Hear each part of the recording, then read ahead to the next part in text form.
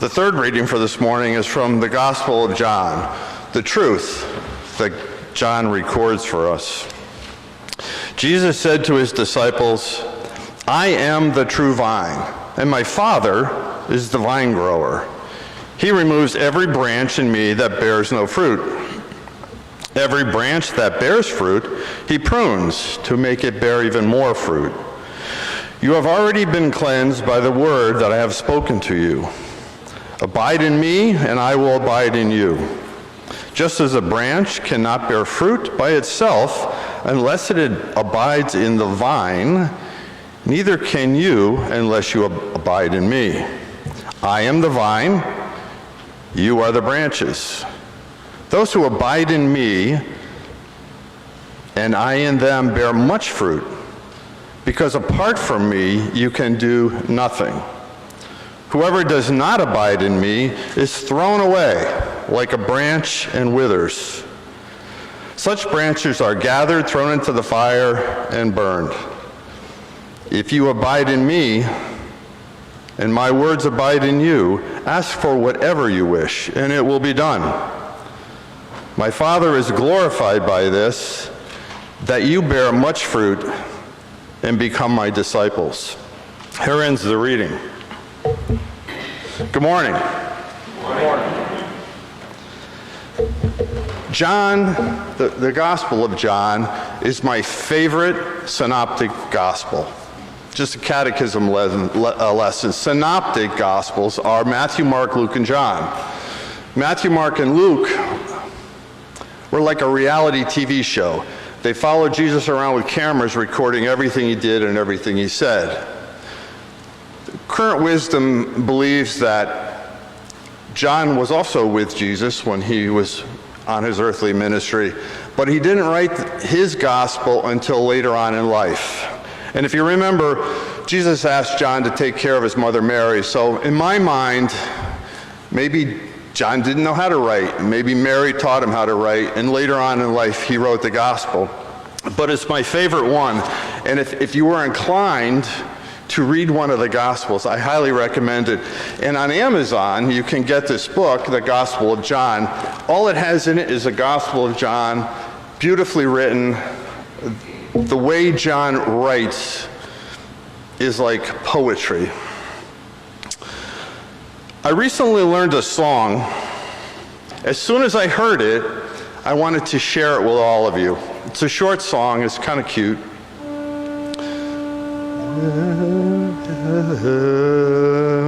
There was a little white church in the valley, all covered with ivy vines.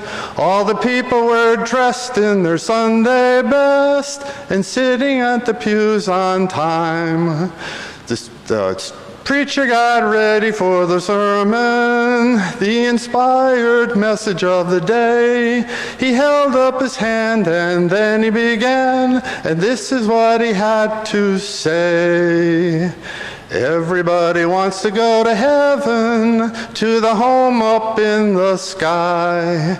Everybody wants to see the pearly gates and the sweet by and by.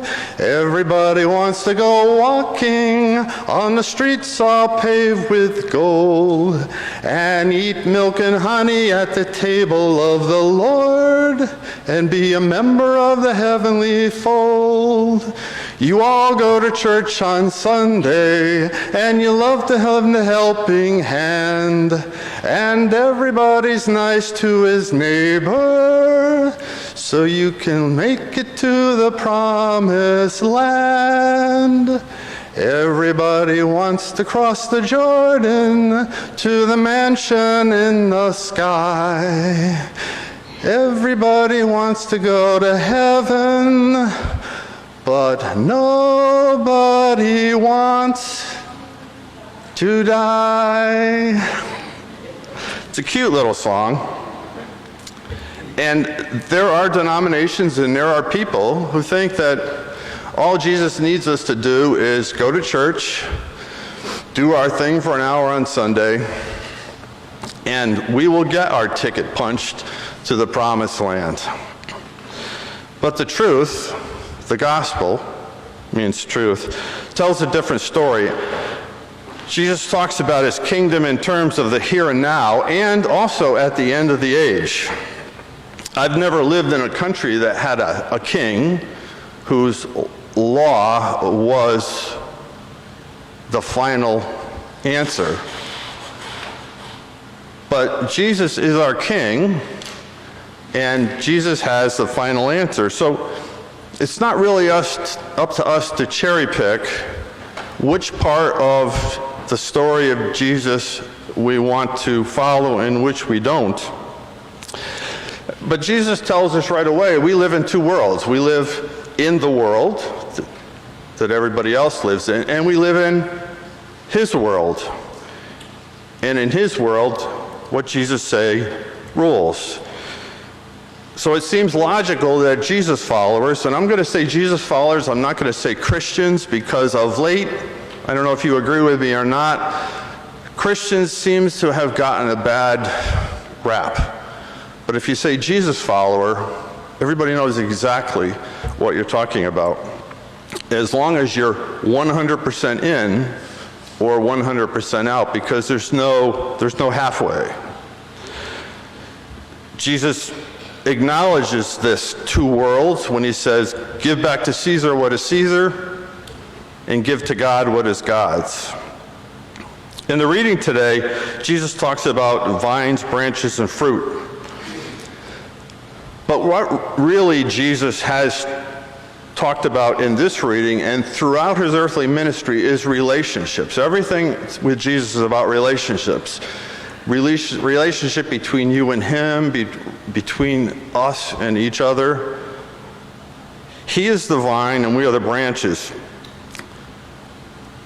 And he says that if we abide in him, if we live in him, he will live in us. I recently saw this really interesting way to describe this. The fella had 3 Tupperwares. I don't know if Tupperware is still a thing, but plastic bins, right?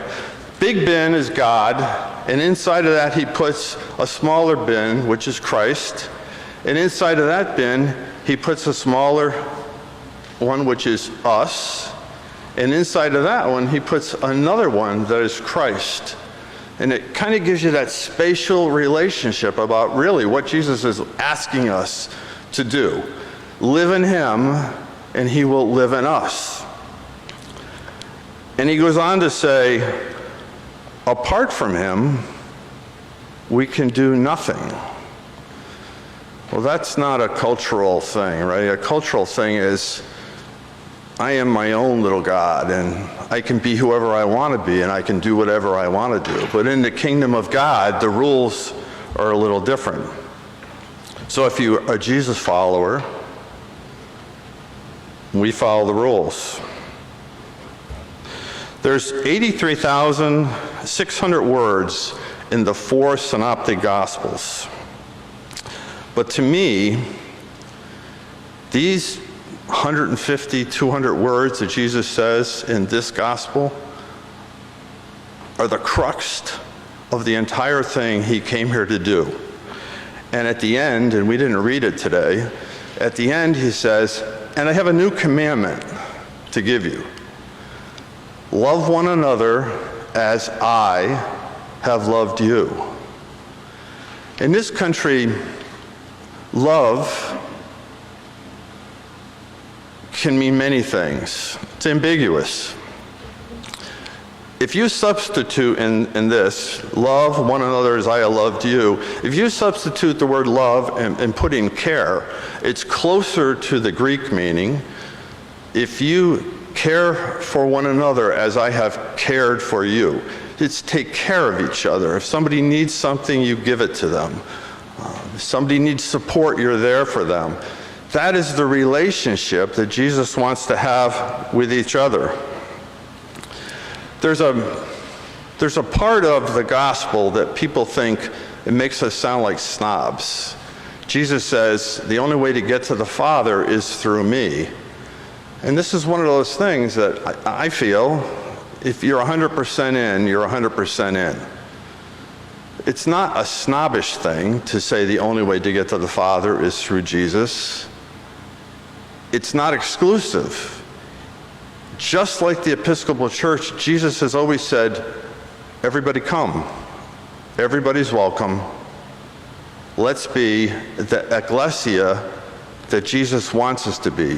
One great congregation. The churches are buildings, but what Jesus tasked Peter to go out and do, build his kingdom, build his ecclesia, gather the people together and tell the story. In 1 Peter, Peter says, always be prepared. These are Jesus followers, really. Always be prepared to give a reason for the hope that you have. So I interpret that to mean always be prepared to be able to tell the story. A young mother says, COVID's over, I want to go back to church. Her 2 little kids don't remember what it was like to go to church. And she says, so what do I tell them? Why? Why do I want to go back to church? That's the question we all need to answer. Somebody's going to ask you, why bother? Why go to church? Why follow Jesus? It's all in the gospel. And then the entire story is in John's gospel. So I encourage you to read it. For me, following Jesus makes life better. And it makes me better at life. Good morning.